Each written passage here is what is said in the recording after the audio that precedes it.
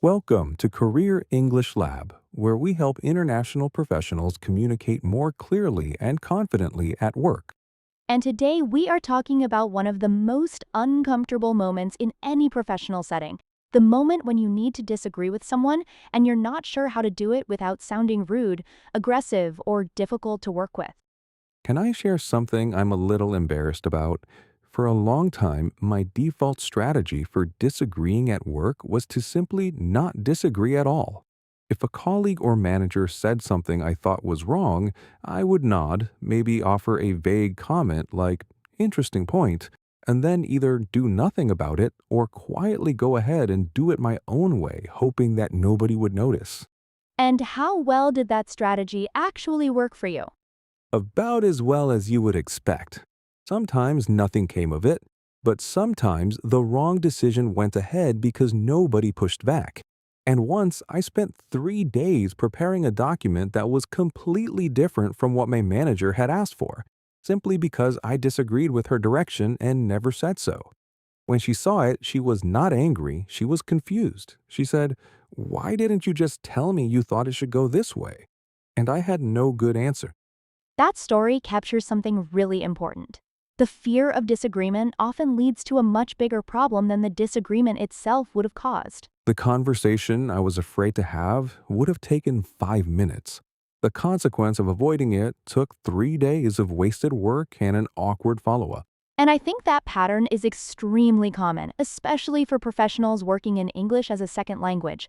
The fear is not just about being wrong, it's about how the disagreement will land culturally. Will I seem disrespectful? Will I be seen as difficult? Will this damage a relationship I've worked hard to build over months? In many cultures, openly disagreeing with someone in a meeting is considered a sign of aggression or disrespect. So even when people enter an English speaking workplace where pushback is actually expected and often valued, they carry that old discomfort with them. And the result is usually silence, which gets misread as agreement, or a comment so vague that nobody acts on it, and the person spends the rest of the day frustrated, wondering why they couldn't just say what they thought. Which is exactly the cycle we want to break today. I'm Leo. And I'm Maya. Let's talk about how to disagree professionally, clearly, and in a way that preserves and sometimes strengthens the relationships involved. Let's start with the mindset, because I think that's where most people get stuck before they even open their mouth. When I imagine disagreeing with someone at work, my instinct is that I'm about to create a conflict. But you have a different way of framing what disagreement actually is. The reframe is this: professional disagreement is not conflict, it's contribution. When you push back on an idea thoughtfully, you're adding value to the decision making process. You're helping the team avoid a mistake or see something they might have missed. The most respected professionals in any organization are rarely the ones who always agree. They're the ones whose disagreement can be trusted because it always comes with a reason and usually with an alternate path forward. Though disagreement done well is a sign of engagement and investment, not a sign of opposition. Right, and once you hold that frame, the pressure of the disagreement conversation changes completely. You are not starting a fight. You are doing your job properly. So, what does that actually look and sound like in practice? The structure I recommend is what I call acknowledge, reframe, propose. It has 3 steps. First, you acknowledge what the other person said, so they feel genuinely heard. This is not a performative step. It is important because people who feel dismissed are much harder to persuade. Second, you reframe your perspective without attacking theirs. You're adding a layer to the conversation, not tearing theirs down. And third, you propose an alternative or ask a question that opens the thinking further. Let me give you a clear example. A colleague proposes launching a new campaign next week, and you believe the timing is wrong. Instead of saying, "I don't think that'll work," you might say, "I can see why moving quickly makes sense here, and I want to flag one concern before we commit. The client materials are not finalized yet, which means we risk launching with incomplete messaging. Would it be worth a 1 week delay to make sure everything is ready?" That is so different from just saying no or this is a bad idea. Completely. You're not dismissing the proposal. you're adding a consideration the other person may not have weighed, and you're inviting them into a conversation rather than shutting one down. What about when you need to disagree with someone much senior? I think that's where the fear gets strongest for most people. It's one thing to push back on a peer, it's another when it's a director or a manager. With senior people, the structure is the same, but the framing leans slightly more deferential. You're not abandoning your point at all. You're presenting it in a way that respects their experience and their position. Phrases that work well in those moments include, I want to make sure I'm understanding the full picture before I offer my perspective. Or, could I share one consideration I want to make sure we've accounted for before we finalize this?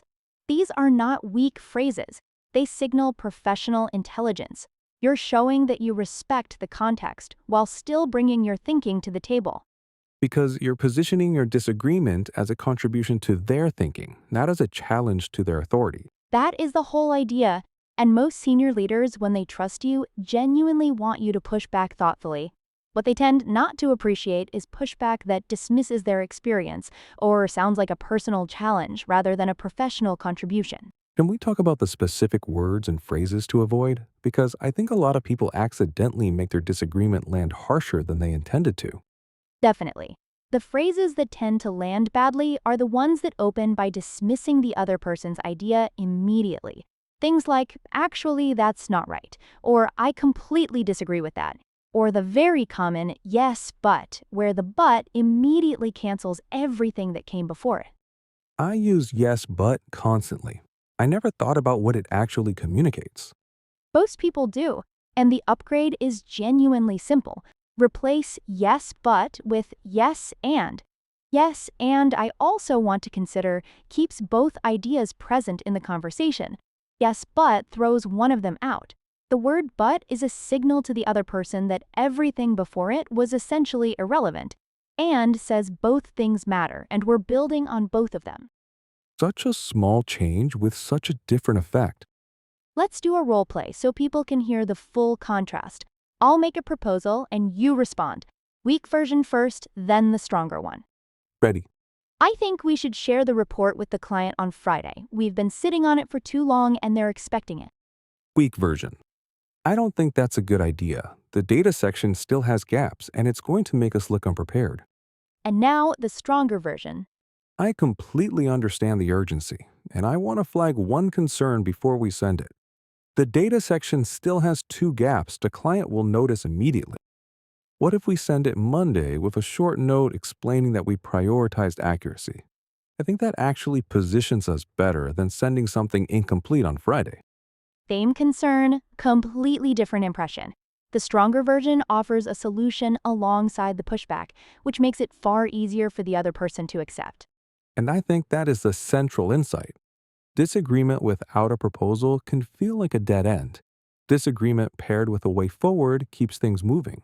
Precisely. And it positions you as someone focused on outcomes, not just on raising obstacles. Let's do one more scenario because I want people to hear how this sounds at a higher stakes moment. Imagine a senior director announces a decision in a meeting that you believe is seriously wrong. That is a much harder situation than a peer conversation. It is harder, but the same principles apply. The biggest additional consideration is timing and venue. If the meeting is still in progress, you can say, before we move to the next item, I want to raise one concern I think is worth considering here. If the meeting has ended and the decision has been made in the room, a private follow-up conversation afterwards is often more effective than a public challenge. You might go to that person and say, I wanted to come back to the direction you outlined this morning. I have a concern I did not raise in the room, and I wanted to share it with you directly.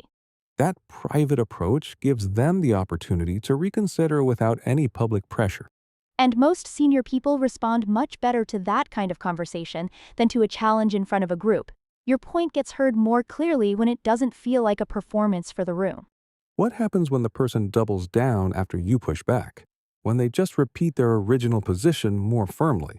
That's where calm, anchored persistence matters most. A phrase like, I hear you, and I still want to make sure we have considered this before we move forward. Notice it's I hear you and rather than I hear you but. The and keeps both perspectives in the room. Repeating your point without escalating your tone signals that you are confident in your position without turning it into a confrontation. Persistence and professionalism can absolutely coexist. Completely. Confidence doesn't need to be loud. The quietest, clearest voice in a room is very often the most powerful one. Before we recap, I want to ask about one situation we haven't covered yet.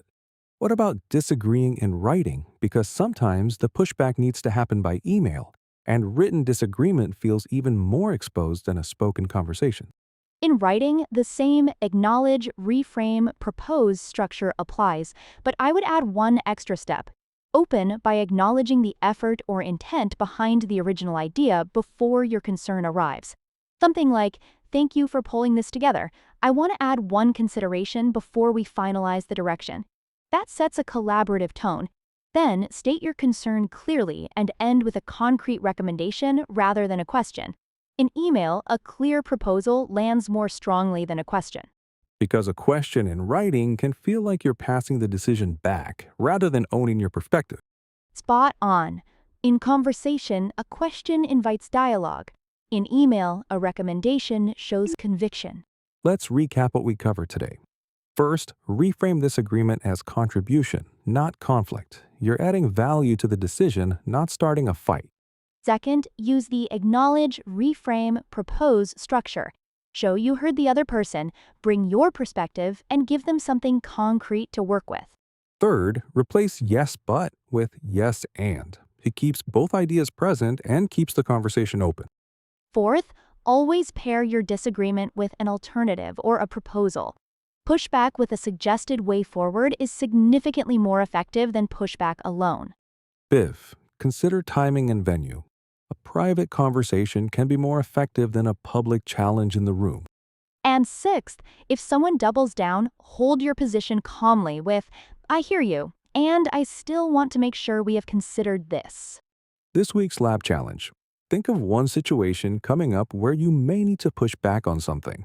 Write out your acknowledge, reframe, propose response in advance and share it in the comments. We read everything and we'll give you feedback.